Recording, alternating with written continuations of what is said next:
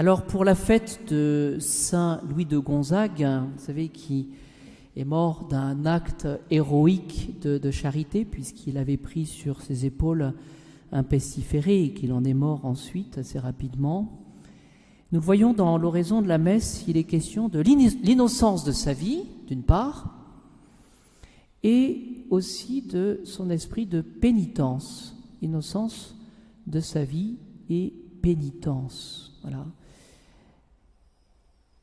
C'est une belle occasion de s'interroger sur le pourquoi, les raisons de l'esprit de pénitence, l'esprit de mortification. Pourquoi finalement le Seigneur nous demande de faire des sacrifices, des efforts.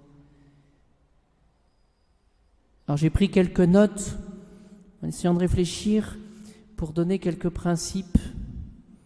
Le renoncement. Pourquoi est-ce que c'est important de se renoncer pour soi d'abord, et puis aussi pour ceux qu'on aime. Quand on réfléchit, on est content de faire des sacrifices pour soi, on va le voir pourquoi, mais aussi pour ceux qu'on aime,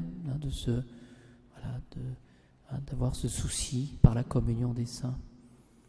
Alors que dit le catéchisme? La mortification contribue à nous purifier des fautes passées. Voilà, nous faisons pénitence, nous avons cet esprit de renoncement, pas tout le temps, mais de temps en temps, c'est pas tellement à la mode, cela de le dire. Pourquoi? Parce que nous sommes pécheurs. Vous voyez, cette réalité de ce que le péché crée un désordre vis-à-vis du bon Dieu, par rapport à la gloire du Seigneur, et le péché crée un désordre par rapport à la providence, par rapport aussi à nous-mêmes. Et donc la mortification contribue à nous purifier des fautes passées. Vous voyez, je fais pénitence, je suis capable de faire pénitence pour expier le péché. C'est ce que Notre-Dame demande tout particulièrement aux enfants de Fatima, ou ce que le Sacré-Cœur suggère par rapport aux ingratitudes, par rapport à son amour. Il faut réparer. Voilà. Mais le but principal, et c'est pour ça que je vous cite cela, parce que c'est intéressant, le but principal de la mortification est de nous prémunir contre les fautes présentes et celles de l'avenir. Finalement, ce que nous pouvons remarquer, c'est que tout cela, c'est par rapport au temps.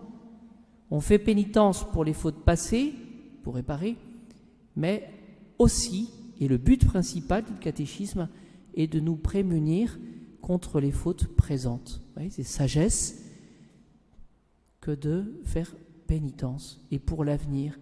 Pourquoi?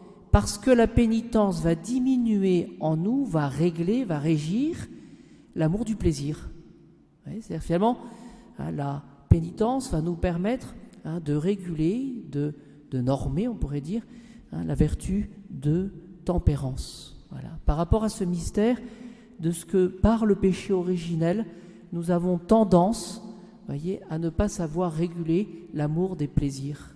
Ouais. Plusieurs noms, pour conclure, dans l'Écriture, par rapport à la mortification, il y a le renoncement, il y a l'abnégation, et puis de manière plus contemporaine, se réformer soi-même. Donc quelle est la différence finalement entre le renoncement et l'abnégation? Voilà.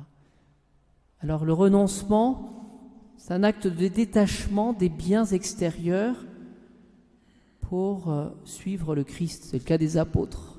On est capable de tout abandonner, voilà, de faire des efforts, tout abandonner pour le Christ. Donc c'est une certaine pauvreté, le renoncement, un esprit de pauvreté, pour pouvoir, vous voyez, dans notre vie finalement retenir l'essentiel, ne pas s'embarrasser de tout ce qui pourrait finalement envahir notre âme. Et l'abnégation, eh bien, concerne plus particulièrement soi-même. C'est un renoncement à soi-même. Vous voyez, on voit la distinction. C'est abnégation, ce sera par rapport à soi-même, parce que finalement, le plus terrible des ennemis, depuis le péché originel, c'est l'amour déréglé de soi-même.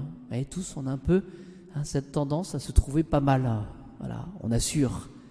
Voilà. Mais de manière, ça peut être bien, ça peut être vrai, mais de manière déréglée. Et donc, l'abnégation permettra de lutter justement contre cet amour déréglé de soi-même en se détachant de soi-même. Vous voyez, le grand signe finalement de ce que nous ne sommes pas détachés ou mortifiés par rapport à soi-même, c'est la susceptibilité. Voilà, on se vexe, on retrousse son nez quand on a une trop grande estime de soi-même. Et si on s'estime pécheur, on reçoit les choses avec simplicité et on saisit ce que le Seigneur permet pour, nous permettre de nous appauvrir. Alors j'ai pris cela dans un catéchisme des années 30 et il dit que de manière plus moderne, on n'emploiera plus les termes de renoncement et d'abnégation. Alors qu'est-ce qui dira en 2023 ? Mais c'est toujours la même idée, on cherchera à se réformer soi-même. C'est une façon plus différente en tout cas d'exprimer une même réalité, c'est le but à atteindre. Le but à atteindre, c'est quoi ? C'est l'union avec le Seigneur et puis évacuer, rejeter tous les obstacles justement à cette vie d'union. Et donc, se réformer soi-même, c'est finalement prendre notre propre vie en main pour l'ordonner vers la fin ultime et l'ordonner justement vers ce qui doit attirer complètement notre amour et notre regard. Alors on voit que cette réforme de soi-même, elle est nécessaire. Cette façon de formuler les choses est peut-être très juste, mais évidemment, faut faire attention. Il y a toujours cette part de mortification et d'abnégation qui doit finalement, la perfection consiste finalement à tout tenir. Voyez, ne nous trompons pas finalement par rapport à l'essentiel, c'est-à-dire d'avoir conscience finalement de notre péché, de notre faiblesse, des désordres qui sont en nous, et de savoir saisir les occasions de renoncement, de mortification pour être attaché un peu plus à notre Seigneur Jésus-Christ. Et Saint Louis de Gonzague nous a montré l'exemple, parce que finalement à 21 ans, prendre un pestiféré sur les épaules, il savait très bien qu'il allait contracter cette maladie, voilà, et il savait qu'il aurait une vie courte.